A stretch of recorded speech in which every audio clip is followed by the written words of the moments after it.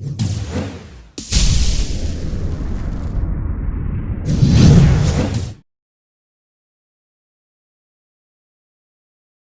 think we all feel it's kind of a culmination of the last 10 days that, it was a one-possession game, lost a game at the buzzer at Northeastern on the road. We lost a game in overtime. Last possession had Drexel, had JMU here, one-possession game with 2.5 minutes to go. So we felt in the last 4 ball games that our play has really improved on just about every area, at every level. So we feel like today was kind of a culmination of continuing to make that improvement and strive to do that. So I felt like our play in the second half really separated a little bit. They made a couple really nice runs. We took care of the basketball much better in the second half, and even though we didn't score more points in the second half, I felt like the things that we got were much better, and I felt like we ended it better. Coach, the past couple games you've had a lot of players scoring, or you've had numerous players scoring double digits. Can you expect that coming up to close out the CAA?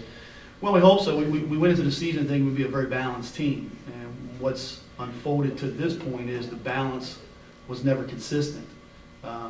We've had multiple scores, double-digit wise, but it's been someone may lead us on a Thursday and then they don't score at all for the next, or not score well for the next 2 or 3 ball games, and that's what we can't have. I think what we have now is Krystal's becoming more consistent. You can count on double figures every night from her, and then it needs to be someone else step up, and it hasn't been a second person yet in the last few games. Even though it's, Cherie did it tonight. I talked to Cherie prior to the game about her averages in wins versus her averages in losses, and how much more aggressive she needs to be for us to be successful.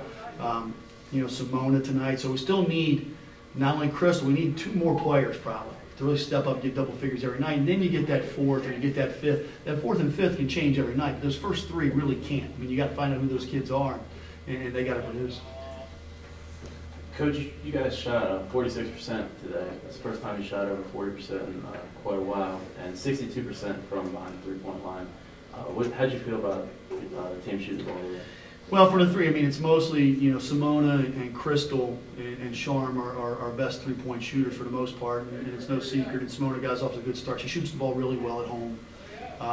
She's very comfortable here, and Krystal's comfortable with her, so we're able to find her in transition and got her going. Then he went box and 1 and put a 1-player on her and played in zone everybody else, and it kind of stymied us a little bit until we made some adjustments in the second half, and were able to get a couple of quick scores and help us a little bit. But that part from the 3-point line needs to be more consistent. We're one of the lowest in the league in the threes, and we're capable of making it. We're not going to be a team that makes 7, 8 a game, but we got to make 3 or 4 every game, and not have to take 15 shots to do it.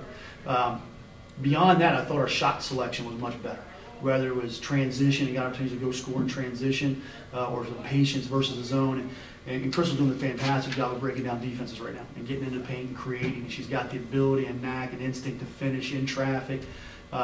We talked to the team as to make sure they're ready to catch the basketball. They're still trying to learn her a little bit, and they got to be ready to catch the basketball because there's still opportunities for us to get more points on the board if they're ready.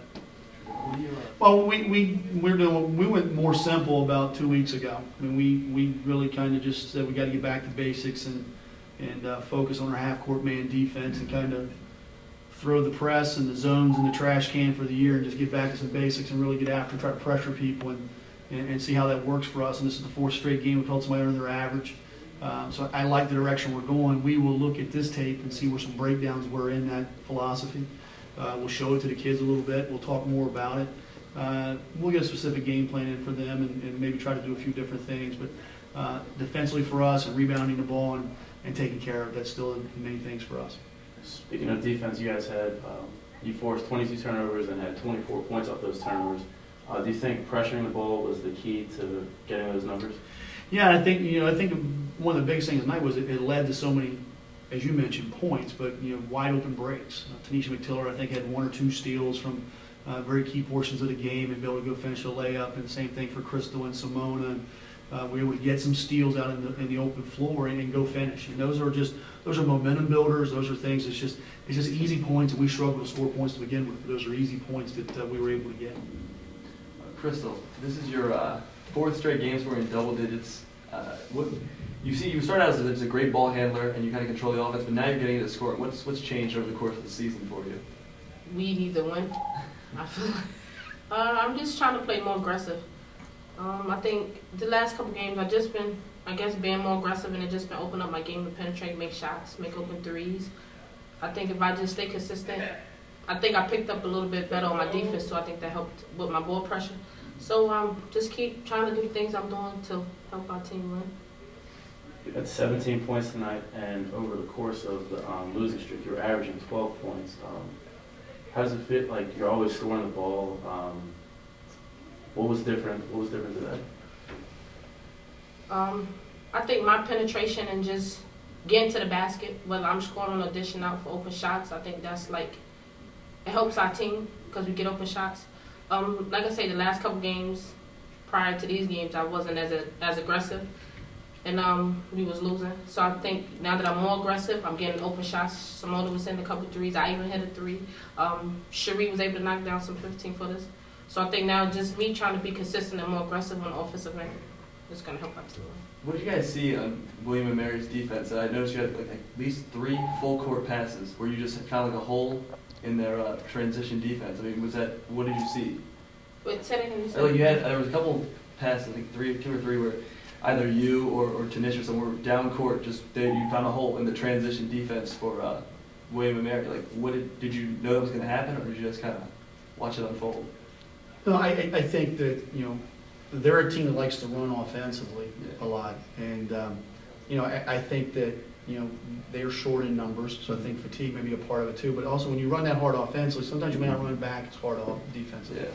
Yeah. And we're guilty of the same thing. We'll try to push hard offensively in some occasions. Also, you see us jogging back to the other end defensively. So I think the biggest part was some of the turnovers led to the change of direction. And we got some people out really running and wanting to go do it and get it done. So nothing really specific, it's just kind of the way the basketball rolled today. Very good. Thank you. You good? I'm good. All right. Great, thanks Thanks, guys. guys. Appreciate it.